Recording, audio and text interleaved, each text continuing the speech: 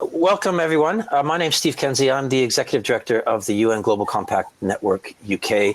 I also recently honored by my colleagues that run global networks, global compact networks around the world. I was elected to represent them on UNGC's Global Network Council, and so now I also have a seat on the Global Compact Board to represent the perspective of the local networks in that august body. And I've been asked to moderate this panel with this eminent group of speakers today.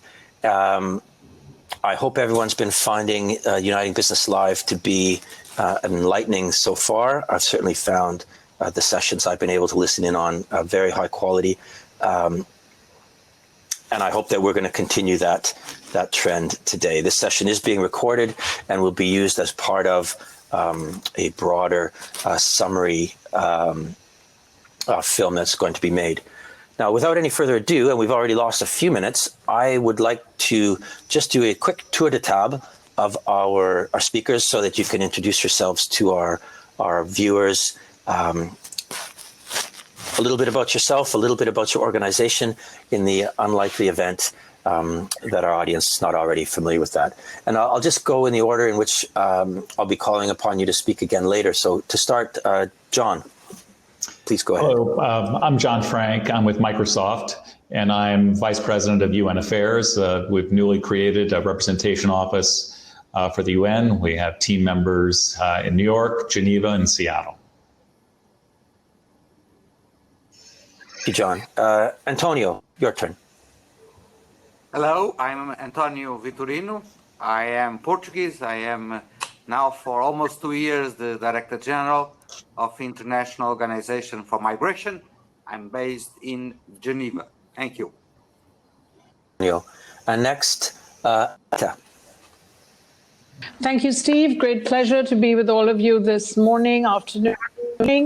I'm Deputy Executive Director and Assistant Secretary General at the UN with an agency called UN Women, which is the youngest, newest UN agency. We turned 10 years old, so we are celebrating a birthday this month actually. And we are the multilateral agency with the mandate to push SDG 5, gender equality and women's empowerment worldwide. Thanks, Anita.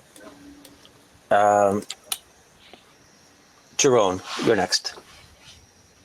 Thank you, Steve. Hello, everyone. My name is Jeroen Auerhand. I am a partner with the law firm Clifford Chance, a global law firm. I am based in the Netherlands.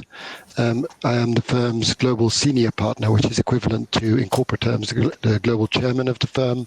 And in that context, I'm one of the two leaders together with our global managing partner of our firm globally. We are based in sort of 27 countries, 34 offices, and have a long-standing connection with the United Nations and United Nations Global Compact, including we were involved in drafting the United Nations Guiding Principles on Business and Human Rights, or involved with Professor Ruggie. So we have a long relationship with the UN. Thank you. Thanks, Jeroen. And last but not least, Fabrizio. It's a very good morning to all of you and a good afternoon to those in Europe. My name is Fabrizio. I'm a long-serving UN staff member. I've worked on every continent, frequently in conflict zones. Now I'm Special Advisor to the Secretary General with two portfolios. One is advancing digital cooperation to help position the UN to contribute to steering new technologies to better serve the SDGs and human rights. And the second is leading the Secretary General's initiative for our 75th anniversary, which was really to conduct. Well, let's hope he finds his way back soon. The Private Sector Forum is something that's organized every year by the UN Global Compact during General Assembly Week, an opportunity for Global Compact certainly to really clearly demonstrate its multi-stakeholder bona fides by bringing business and civil society and UN together to talk about some of the most pressing issues of the day, and an opportunity that the luncheon, usually a luncheon, chaired by the Secretary General himself, highlighting some of his priorities. We've been given 3 questions to speak to during our roundtable. The first on peace and justice, the second more around human rights and development, and the third about the 75th anniversary that Fabrizio mentioned, and the importance of multilateralism in the world today. So we're going to, and now we're joined by Flora. Hi, Flora. Although you're on my screen anyways, you're on your side. I hope you're comfortable. It doesn't look comfortable from here. Everyone else has been through and done an introduction. It would be great to hear from you with your fantastic CV and interesting company. All right, my name is Flora Mutua. I'm from Kenya. I'm the CEO of a small to medium-sized company. We package Melvin's tea. It's a brand of plain teas, green tea, purple tea, black tea. We're the ones who brought flavored tea into the market. So I'm a member of the UN Global Compact in Kenya and the board in New York. Thank you very much, Flora. So I was just introducing our questions, and I think we got through that. And so I think without any further ado, I really would like to hear from yourselves. So the first question that we've been asked to address is, how can businesses incorporate the spirit of and commitments in a statement from business leaders for renewed global cooperation into their own operations and relationships with the UN, governments, and civil society organizations?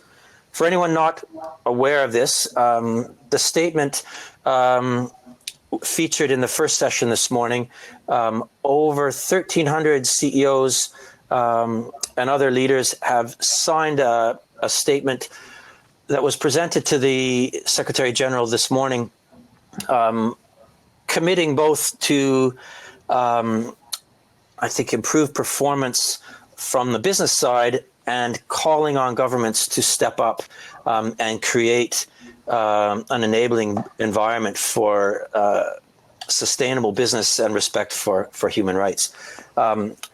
So I'm going to hand off to John to start, and would welcome your comments on this question.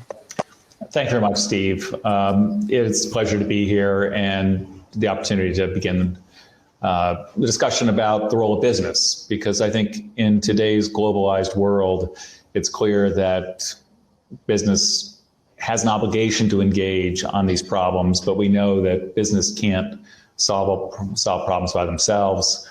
And we observe the governments today are struggling to address these problems. We believe that by finding new ways to partner and work on these issues together, we can make better progress. And it's great that we've signed up to the letter. The key challenge is now, how do we follow up in ways that are actually going to change life on the ground for people? I think that one of the things in the letter that begins that the first obligation of business is to conduct ourselves with ethical leadership and good governance. And I think in an era where there's a lack of trust in institutions, businesses need to take special care to infuse ethics into our business practices. And so I think that's a very important place to start. When we look at the world today, we'd like to be in person this year, but because of the COVID pandemic, we can't be. And technology is great for enabling us to participate, but it has sharpened the digital divide. And on issues that are digital, I think that there's a special opportunity for the private sector and governments to work together on digital inclusion, because the internet is fundamentally owned and operated by the private sector, and the services that on the internet. There's public services, governments online, but there's also private sector online. It's a place where we all work together. And so I think that is an important opportunity for us. And especially in a world where the digital divide is important, broadband connectivity to communities around the world, the 4 billion people who are not connected, but also digital skills so that people can participate in the digital economy. Another area that I think is really incredibly important for us to be working on together is climate. You know, we are part of a net zero carbon coalition, a group of companies that we want to learn from each other about how does one actually go from a commitment to operational success. You know, when we at Microsoft made our carbon commitments, there was a huge amount of work at the back end to be able to know that we could achieve the commitments we were going to make. And so we'd like to be able to share that with other companies and learn from other companies' experiences. And we think that working with like the UN Development Program is an incredibly important way to be able to broaden that out so that companies around the world, we can all share in this together and get better together. We do need new models for global governance. And so examples like the Paris Call for Trust and Security in Cyberspace. It's a multi-stakeholder agreement, again, signing up but following up. And how do we work and take the 9 principles in that and turn it into a safer world for online users around the world? So those are the challenges that we face. But I think broadly speaking, we're in an opportunity where we need to find new ways to partner. We need people to go from signing up to following up and working together.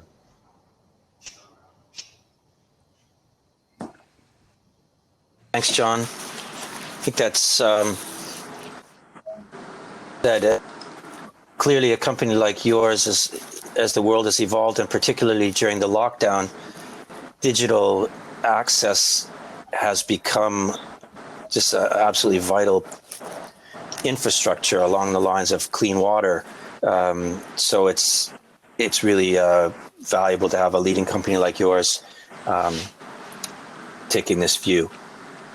Can I hand over to Antonio to speak to this question now? So much, and it's a pleasure to be with you. IOM has a long track record of cooperation and partnership with private companies and foundations all over the world, most particularly in areas like the livelihoods, the entrepreneurship, digital skills that have already been mentioned, and above all in emergency responses like the one we are still confronted with all over the world with COVID-19.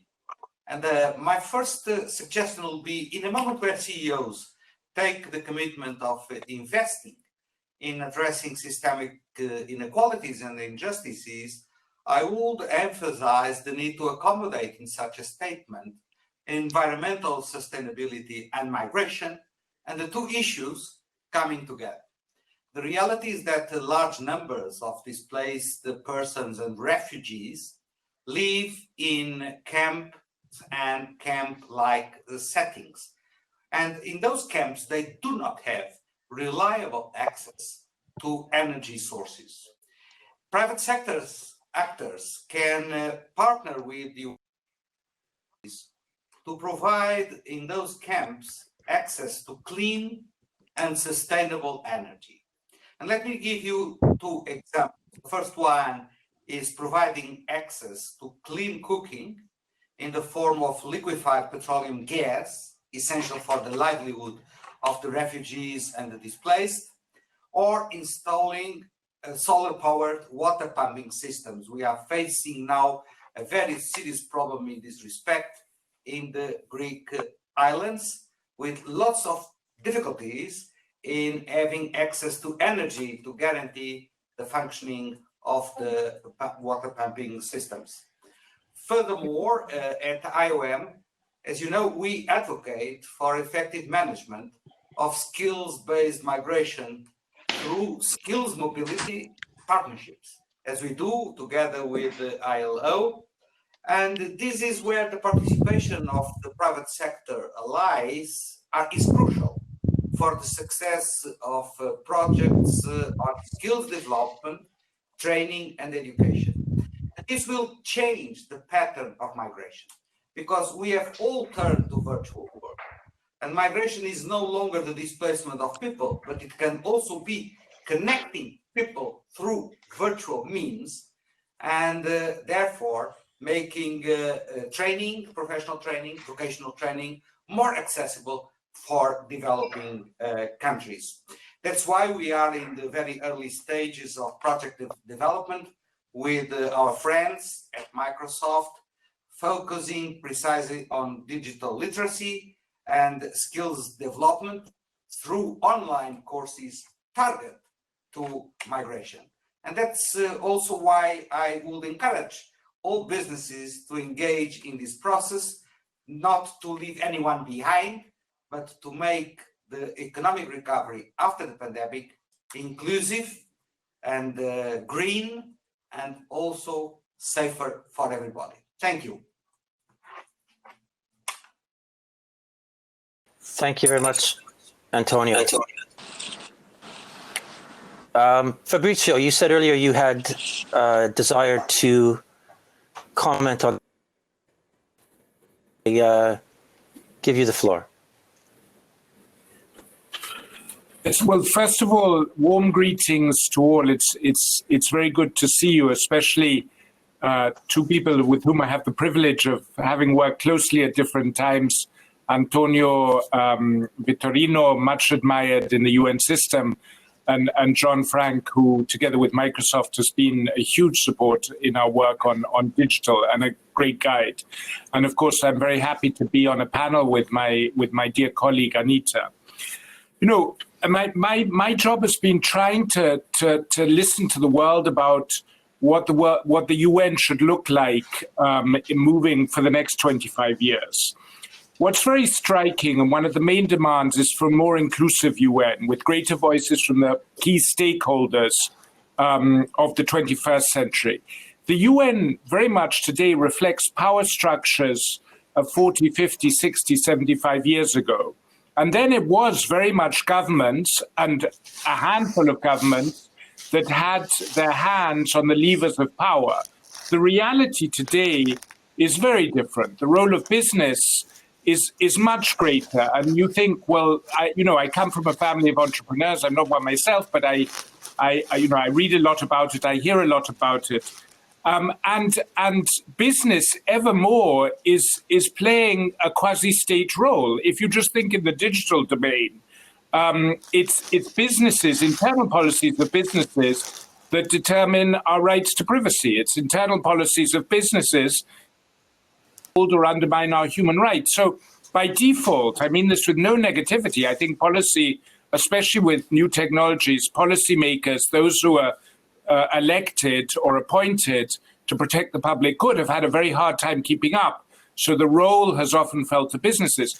And the sheer size and the sheer financial weight of businesses is enormous. But I think that entails, business de facto is shaping the world at a faster speed than governments are in so many areas. And I think that de facto brings a huge amount of responsibility with it. It's no longer sufficient to say, well, our role is creating jobs and making profit, and it's for governments to protect the public good and to look after public policies. Those divisions, appropriate for quite some time, I think today are much more blurred. And I think investment decisions evermore have to take this into account to be sustainable.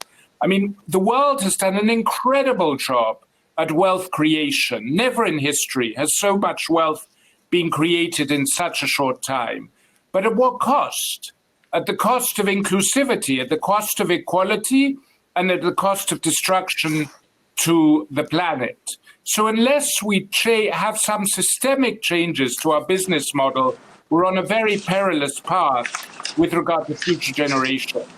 And that's the third point. I think we have to stop just thinking in terms of quarterly profit results and think in terms of impact on the world for future generations. And that perspective has been a little bit lost across the board. If you go back to the origins of the UN, the number of references to future generations is very striking. Today, it's all about here and now and me now and what can I get now. And that's also a very risky attitude. So I think business can do huge amounts, and I think it's tremendously promising what the Global Compact has come up with, what the members have come up with, and the sort of change of mindset we see by promoting 3 practices in their business decisions: impact on the future, inclusivity.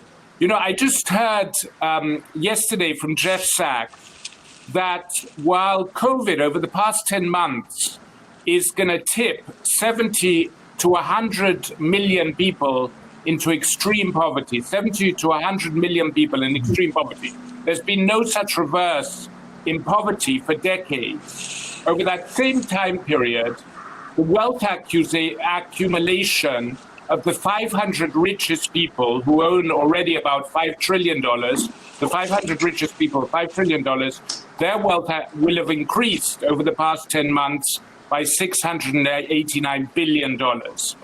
You know, no disrespect to profit, but there's something wrong there. There's something wrong with a system that can both push 70 to 100 million people into extreme poverty while raising the income of the richest people by 12 or 15% over the same time period. So inclusivity is key, because without it, there won't be peace, there won't be social cohesion, and there won't be development. And the second is climate impact. What are we doing with our planet? The fact that we've destroyed 68% of species on Earth in just 40 years, what does it say about our generation compared to what the generations who came before us? They left us with the world pretty much intact, and look what we're going to leave those who come after us. So climate is the second thing. And third, of course, human rights. And then I think more engagement with the UN. I know we're not easy to engage with. I know we're bureaucratic. Sometimes we come across as tone deaf. We have plenty of deep problems of our own. But engage with us, push with us, join our fora, as tedious as they can be. Push us to change. That's what the Secretary General wants, a more inclusive, more UN that better integrates business. And finally, I'd say, please use your influence. I mean, what has business achieved with government through lobbying? Imagine all those lobbying resources were directed towards the world that was more climate sensitive, laws that were more inclusive, more peace and security. The world will change. So please, let's work on this together. And that way, I think we can guarantee as good a planet as the one that our forebears left us. Thank you, Fabrizio. Did anyone else want to come? Yes, Anita, go ahead. Yeah, thanks very much, Steve. And let me just start by saying first that I just violently agree with everything that Fabrizio just said and said so eloquently. I forgot to say when I introduced myself that before I joined the UN, I worked for years at the World Bank and in the latter part of my career with the International Finance Corporation, which is the world's largest multilateral working with the private sector. So really a very deep understanding through our clients of how the private sector thinks. And I have to say, I have seen examples of both there and in the partnerships that UN Women has, really exceptional leadership by the private sector on many issues through following of standards. But I think what the pandemic is showing us is that we really need to rethink very fundamentally some things that business is doing. And I want to say 4 things. First, when we look at this from a gender lens, the first thing one has to be struck by is how non-diverse business still is. When you look at the global leadership of most companies, you simply do not see enough women yet in decision-making roles. And if we really want to drive for richer outcomes, more balanced outcomes, outcomes that take different points of view into consideration, we need more women at the table. We need more women at the table, whether it's in politics or in business. And here, I think it's actually shocking that Jane Fraser, our good friend, became the first CEO of a Wall Street bank and was the first woman to hold this role. That's outrageous in 2021. So business needs to do a lot more about promoting women into leadership positions. Second, when you look at this crisis, it is very different from other crises. This is both a supply and a demand shock, which means that you cannot address only one side of the equation. If we want economies to recover, women have to be at the center of this response because, frankly, they're carrying the crisis on their shoulders. They are frontline workers. They are carrying a huge burden of care. You know, before the crisis, women were doing 3 times as much unpaid care work as men. And that burden of unpaid care has just ballooned during the crisis because they are the ones at home taking care of the children, taking care of the housework. So business needs to speak up about the burden of unpaid care and address it through things like sick leave, unemployment insurance, and other means. Third, I think it's really important as we talk about inequality to understand that inequality begins at home, which means in the corporation. Wouldn't it be amazing to see some statement on CEO compensation coming out of business today? Why is it okay that CEOs of major corporations make salaries and have compensation that is 100, 200 times the average wage of an earner at the bottom of that pyramid? That is not okay. And so we have to move from a system of shareholder capitalism, which maximized profits and which still lives in the world of Milton Friedman, to a system where we are talking about stakeholder capitalism. Capitalism is still the best organizing framework that we know, but it has got to be more equitable. And finally, I just want to say that I think we have to walk the talk in terms of investment. When we look at the amount of resources that are sitting with institutional investors and pension funds, and look at whether that money is really going towards development needs, I would say currently not enough, because the risk appetite for undertaking investments in really risky markets and really risky sectors is simply not there. And we need to change that. UN Women has begun a series of conversations with finance ministries to really talk about the need for a gender lens in fiscal stimulus packages. I'd like to see governments issue gender bonds, and I'd like to see them direct public money towards gender issues, but I'd also like to see institutional investors and pension funds taking this agenda much more seriously. Thanks. Thanks, Anita.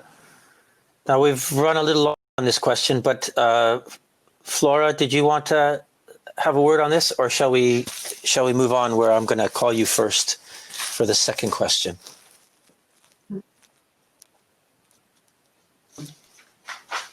Okay. Thanks, everyone, for that. Oh, sorry. Go ahead, Flora.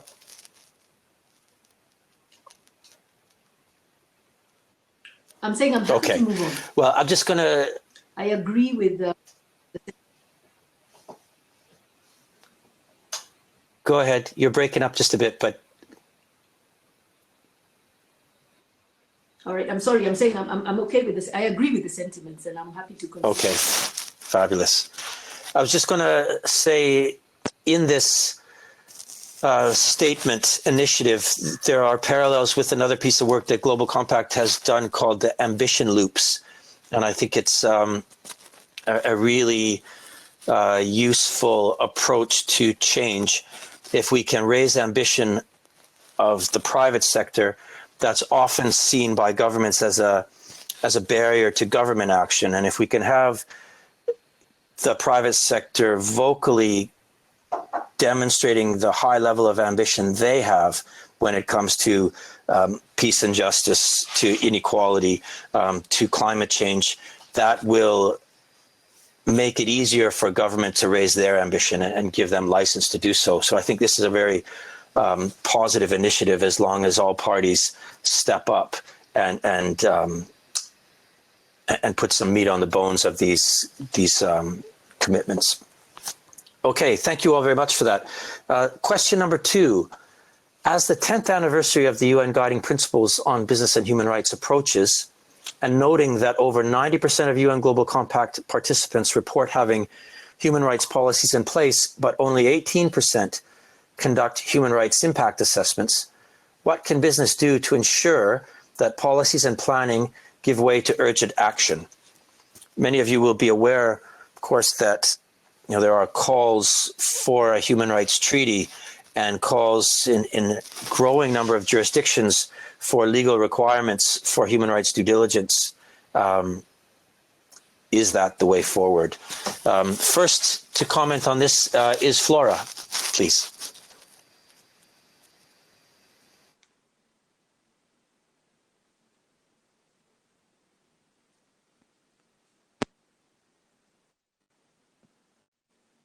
Hello? I'm muted. Yes, go ahead. Hello?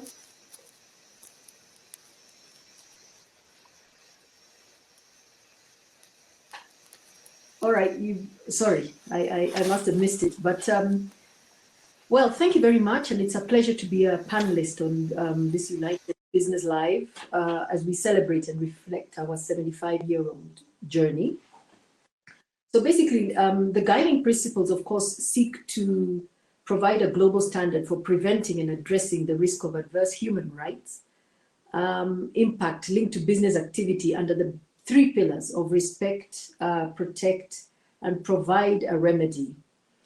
And to your question about what businesses should do to ensure that the policies and planning give way to urgent action, I would say the first step would be to unpack and continue to demystify human rights, what they are and how they affect businesses.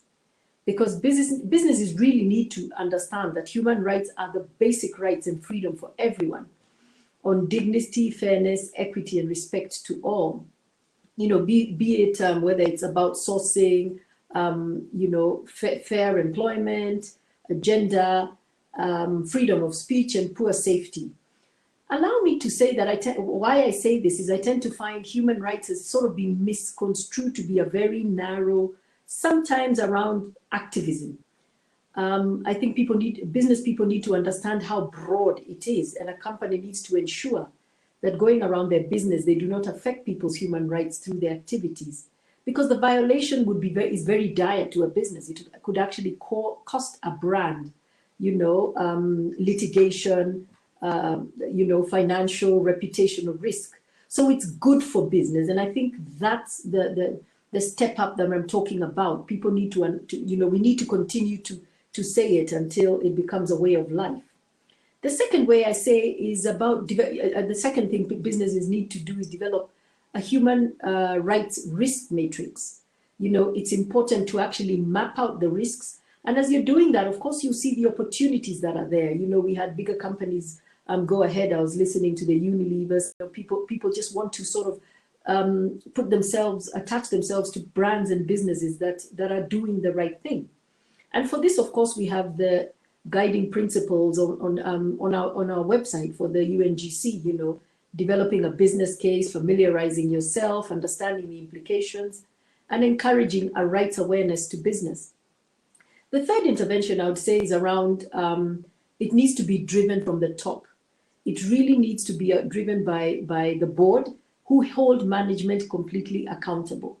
And they need to embed the responsibility to respect human rights into its culture and general business practices.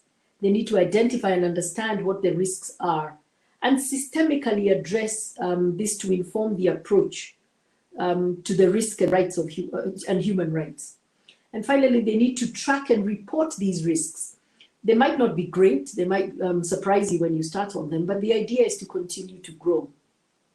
Finally, as I conclude, businesses need to decide that human rights need to be put before profits. They must become more interested in the quality and universality of essential services as public goods. Over the last several months, we've seen the devastation this virus has actually brought among the poor and marginalized population, without health insurance, without clean water, without social protection. The health and economic crisis catalyzed by COVID-19 is an unprecedented test for businesses not to lower their human rights standards by cutting corners for economic growth. So people need to actually say, listen, I'm willing to forego some profits to actually do the right thing. Human rights really is about creating an optimal environment. And I hope those are those points. Thanks, Flora. Could I just ask, though, to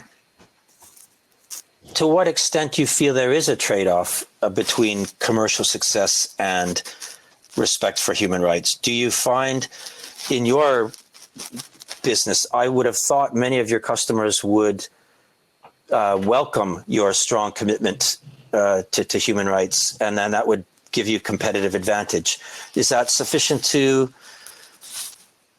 offset some of the additional costs that you might incur as a part of that?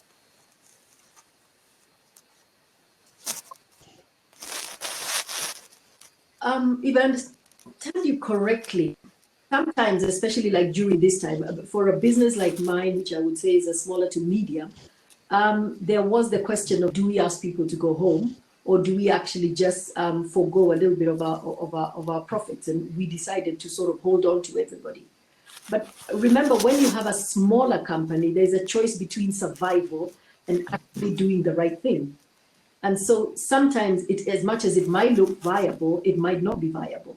So fortunately for us, we're able to hold on. But I do know several SMEs who shut down 2-3 months into this pandemic. I think it's a little bit of a trade-off, again, also between doing the right thing and doing what is affordable. Thank you. Now we're going to go to Anita on question 2. So Flora put it well when she said that, this is something that has to be mainstreamed into business operations. I do think when you look at the human rights of women today, there are several cases, particularly, I think, in conflict situations, in situations of migration, in refugee camps, but also, the rise in violence that we have seen in the pandemic, which really is a shadow pandemic that is requiring a rethink about how we think about businesses' role in human rights. So I think, just highlighting that there is a problem, but B, driving resources to address the problem, I think is fundamental, because I think we just have to do more of walking the talk. There are lots of commitments out there to protect human rights, and I do see that we have had partnerships we have currently at UN Women and the rest of the UN system, and through the Global Compact, partnerships with companies that really are role models for others.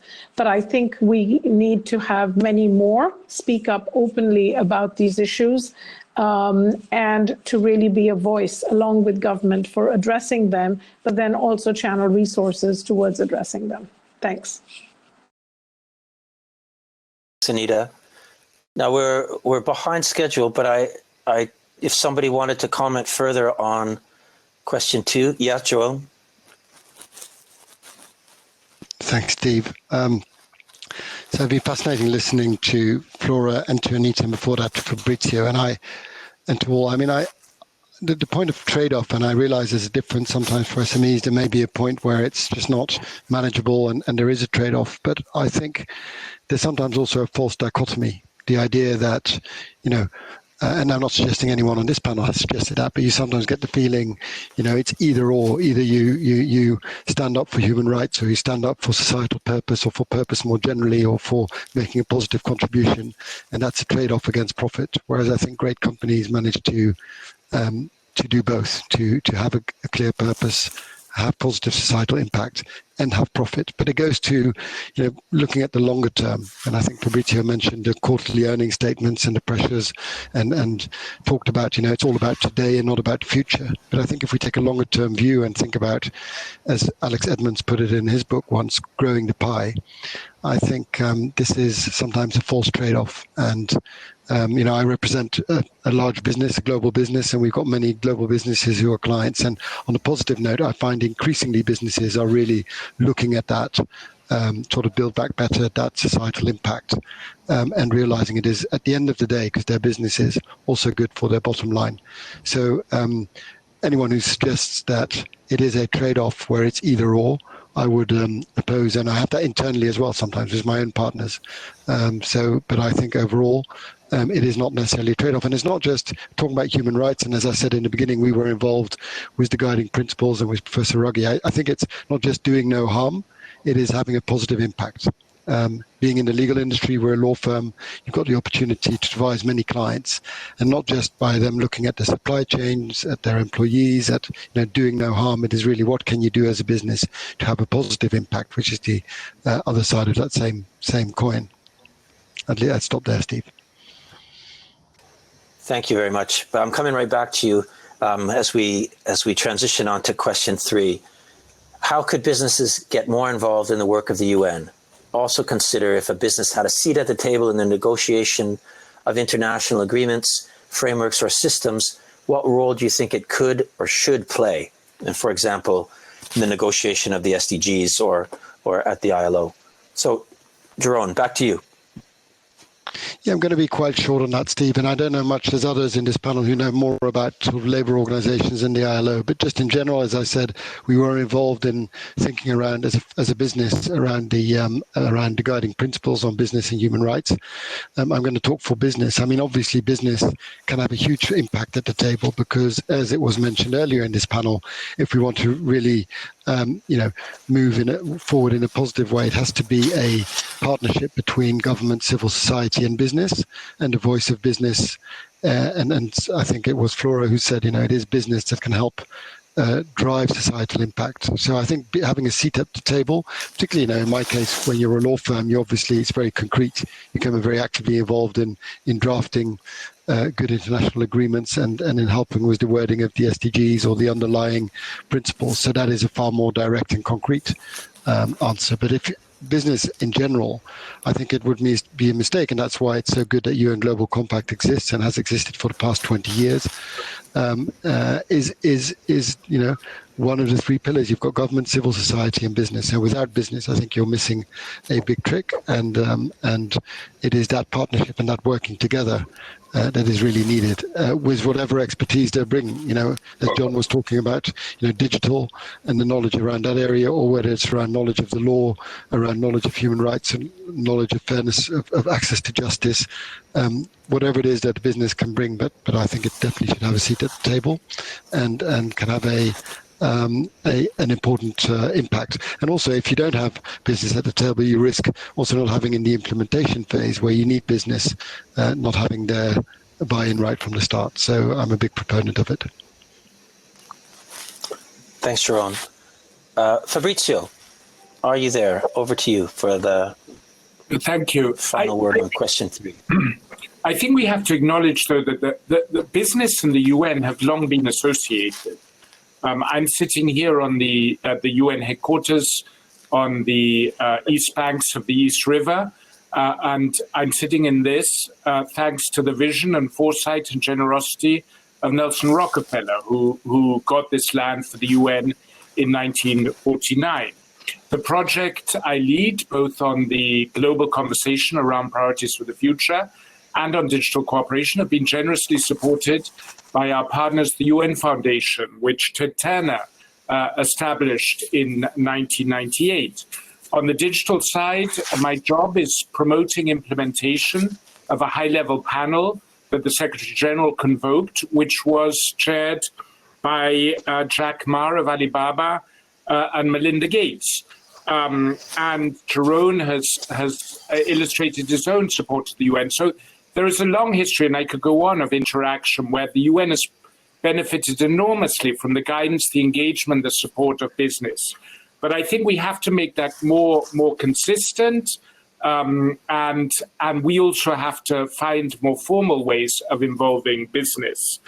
Our visions overlap. I mean, business benefits from peace and security. Business benefits from more inclusive, sustainable development. And I would argue, ultimately, business also develops in the longer term from upholding human rights. So, a world that is subject to less uncertainty and greater rule of law is ultimately in everybody's interest.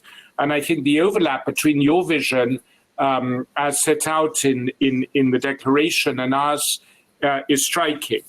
And I think the new way forward, and the Secretary General said this in Davos in February this year, if multilateralism is to survive, it has to become more multi-stakeholder. And he was thinking of business. We have to find better ways of integrating the voices. And I think he will make very concrete recommendations in that regard in a report he's been asked to submit as a result of the UN 75 declaration to the next session of the General Assembly about how the UN can be made more fit for purpose. How can it be reimagined to better serve future interests? And I think one indication of how that can work is already there with what we've done around digital cooperation, where basically in follow-up to the high-level report, being multi-stakeholder groups with business leaders, with civil society, and with governments who came together on an equal footing to help formulate a vision for a global way forward in that field. And I think coming together more in such multi-stakeholder groups to define policy as well as to follow up on it and make sure it happens is the way forward. And certainly with this Secretary General, the door is wide open for moving more in that direction. Thanks very much, Fabrizio. Now we're down to 11 minutes to go. And so that's, I'm going to say, just under 2 minutes each to give some final words on anything that you've heard, or really you've got the pulpit, so you can say almost whatever you want, or that you can fit into 2 minutes. So let's just go back in the order we started. And so we'll start with John. And please give us some final words to take away. Sure. Well, thank you to the other panelists for your comments. It's very enriching to get to hear your points of view and the information. And so I've learned from you. Thank you. I think that, the human rights point, businesses, it's not an either, it's sort of like, how do we integrate human rights sensitivity and analysis into our business? And so certainly for us, we've reflected on the fact that, technology, everyone wants to say technology is inherently great. Well, it can be used for bad things as well as good things. And so it does require thoughtfulness about not just how we hope customers are going to use our products, but how they actually use them. And we do need to remain sensitive to the fact that, if we're not careful, technology can be used to exploit people. And so our role is to look at, ensure that doesn't happen and protecting people. So but it is an ongoing process within our company, though, that being more sensitive to it, we think about it all the time. We discuss it every week. It's just part of how we make business decisions. And I think that's got to be the model that at least in this stage, that we want to pursue. On the partnership idea and the question 3, certainly I think that, yes, when private sector companies have something that contribute to the discussion, please let us in. And so there's initiatives that have taken place. Last year there was a celebration, I guess, of the Christchurch call that had been announced several months before, but it was a government and industry and civil society call that actually focused on a particular problem, which was extreme violence online. And the follow-up on it has been quite good, but governments felt a little uncomfortable sometimes joining an advisory committee for a group of companies in an association. And so we're going to have to learn to work together, and it may force people out of their comfort zones a little bit, but we have gotten concrete results that are better informed because governments get to express what they really want. We can have civil society there to ensure that human rights and other values are advocated for, and then companies are actually implementing these things. And so I think generally there's great opportunity here to work together. John. Antonio, your final words. Well, I think I have two takeaways. The first is that human rights are universal, and it will not come as a surprise to you that I make the case for a full inclusion of migrants, refugees, and displaced persons in the overall concept of guaranteeing and protecting human rights. And when it comes to the functioning of the market, I think that there are some key points in terms of concrete translation of respect for human rights by business.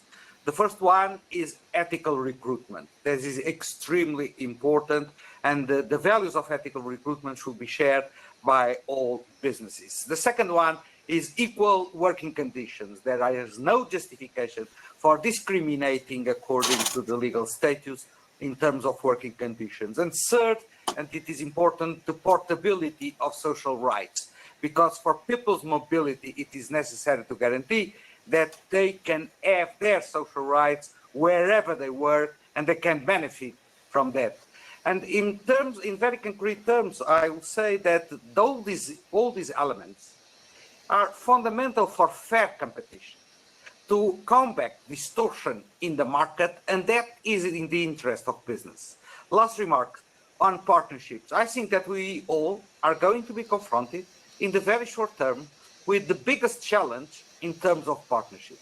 If we succeed to have a vaccine to the pandemic, against the virus, we will need to make sure that there is equitable and fair access to the vaccine. This will require a huge operation where governments alone will not be able to tackle the challenge. And without the engagement and the commitment of the private sector, I would even say, if the private sector does not take this flag on board, we will not succeed in guaranteeing that everybody in the world has a fair access to vaccines, because, as the Secretary General has said, no one is safe until everybody is safe. Thank you. Thanks, Antonio. Very well said. Flora, your last words. All right, then. I think for me, the first one, basically the three things I would just want to say is to continue to focus on the right thing and make people aware why human rights are so important and how diverse it is. Help them break it down, because I tend to think everybody sort of tends to pick up their one part of their business when we talk about human rights. The second one I would say is we need to continue to raise the bar. We need to continue to do what we're doing, advocate, use our local networks to really continue to hold people accountable and ensure that they remain transparent.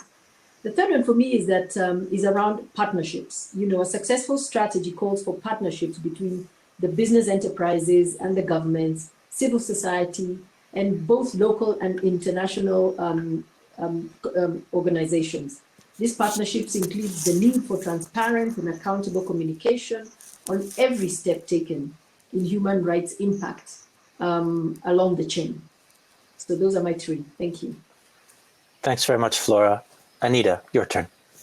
Very much. I'd like to conclude by first just thanking everybody for fantastic and stimulating comments. Really enjoyed them. And I'd like to say that I think we do need new models of partnership. We have seen in the past that public and private sector working with civil society and other actors can make fundamental changes when partnerships are well constructed. And I want to mention the Generation Equality campaign and invite those of you who are not yet part of it. Antonio, IOM is already part of it, but I know several of you in this call may not yet be part of it. It's a multi-stakeholder partnership between governments, civil society, philanthropy, think tanks, academia, international financial institutions.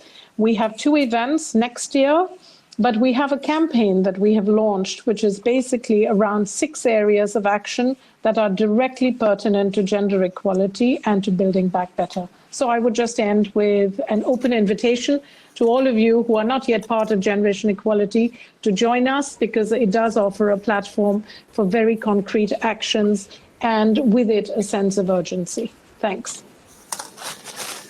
Thanks, Anita. Perhaps you, or if you've got somebody listening in, could type a link into the chat it would be a great opportunity to get that on the record. Jeroen, any final comments? Thank you, Steve. I'll be short. I mean, one comment is one which was posted in our chat whilst I was speaking earlier about there not necessarily being a trade-off between, purpose or human rights and profits. And someone said there can be no real profit at the expense of the well-being of people or the planet. And I think we all agree with that, which goes to also Fabrizio's comments and other comments. As far as partnerships are concerned, I mean, SDG 17 is all about partnerships. And I think if I look at our own business, we've got partnerships with close to 20 NGOs, and which is not just about philanthropy or about working together to actually implement and work towards the achieving the goals of the SDGs, the Sustainable Development Goals. I think, and this is again not new, I was fortunate enough to speak to Georg Kell 2 weeks ago, who was the personal director of the UN Global Compact. And right at the start, 20 years ago, it was about bringing the principles, the guiding principles, and then later the SDGs to the core of a business. And I think too often businesses still see SDGs and the implementation thereof as part of their sort of corporate social responsibility or community affairs area, and I think all businesses should bring it to the core of their business, and for it to be the core of their business, whether through signing up and implementing the SDGs or through the framework of ESG, which covers much of the same. I think it should become core, and I think if you do that in the right way, it is not a trade-off between bottom line and principles, and I would stop there. Thanks very much, Jeroen. Fabrizio, the final word. No, thank you. Well, it's been tremendously encouraging and very, very interesting, not least because I think we are largely aligned. So the real challenge is how do we bring others on side, especially at a time where polarization is so dominant. I think we have to regain common space, common vision, and I think around the SDGs that sort of exists, and around better international cooperation for future generations that also exists. I think where we really need your help is, as was said, in integrating the SDGs in your own practices, because you have a much bigger impact than any other entity, and very much along the very practical lines that Antonio Vitorino spelled out, but also in helping us work together better without creating whole new complicated procedure-heavy structures.